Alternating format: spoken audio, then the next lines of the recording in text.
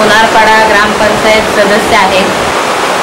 गेले 7 वर्ष म्हणजे अगोदरचे 5 वर्ष आणि हे 4 वर्ष, एक 7-8 वर्ष ग्रामपंचायत सदस्य आहे आणि गेल्या जूनपासून 1 वर्ष उपसरपंच या पदावर कार्यरत आहे। तुम्ही निवडून आल्यापासून कोणते प्रकारची कामं झालीत गावात रस्ते झालेले, दिवाबत्ती झालेली आहे, आणखी शाळेचंही काम झालेलं आहे।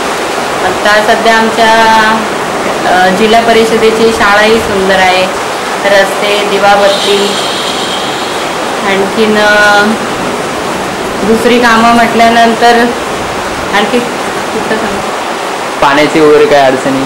पाण्याची पण 4 इंचाची जी पाईपलाईन आहे ना, ती 2 वर्षापूर्वी घेतली, तर आता पाण्याची तशी काय अडचण नाही आहे सध्याच्या ह्याच्यात।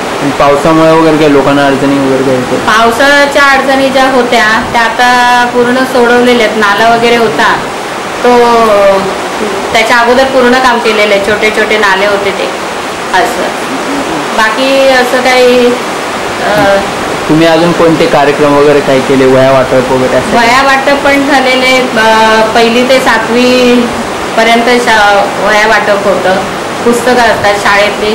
मुलांची संख्या जिल्हा परिषदेच्या शाळेत कायमस्वरूपी कशी राहील, आत्तापर्यंत आमच्या विद्यार्थ्यांचा चांगला प्रतिसाद आहे। जिल्हा परिषदेची शाळा असून देखील जेवण वगैरे चांगल्या दर्जाचं आहे तिथे। पुन्हा शाळेतले शिक्षकही आमचे सगळे DED BEd चांगले शिक्षक आहेत।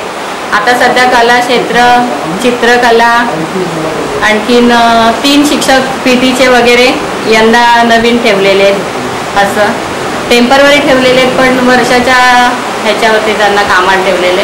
त्याच्यामुळे मुलांचं 15 ऑगस्टचे कार्यक्रम, 26 जानेवारीचे कार्यक्रम आणि शिक्षकांचा मुलांवरती असलेलं मार्गदर्शन हे अतिशय उत्तम दर्जाचं आहे। अजून तुम्हाला आता सध्या एक 5 वर्षापासून मी शिवसेना महिला तालुका संघटक आहे। बचत गट माझ्याकडे आहेत, त्याचप्रमाणे शिवप्रतिमा ह्याच्यामध्ये शाखेत कार्यरत आहे असं।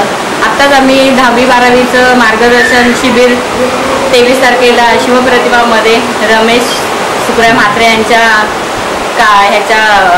राबवलेलं, त्यालाही चांगला उत्कृष्ट प्रतिसाद होता। जुलैच्या पहिल्या आठवड्यात आम्ही वह्या वाटपाचा कार्यक्रम करणार आहे शिवसेनेच्या संदर्भात। आणखीन परत महिलांना ज्या शाळेत ॲडमिशन किंवा कॉलेजला ॲडमिशन त्याच्यासाठी कार्य करण्यासाठी आम्हाला इच्छुक आहे। आपल्याला हे नाही एवढं आता आपल्याला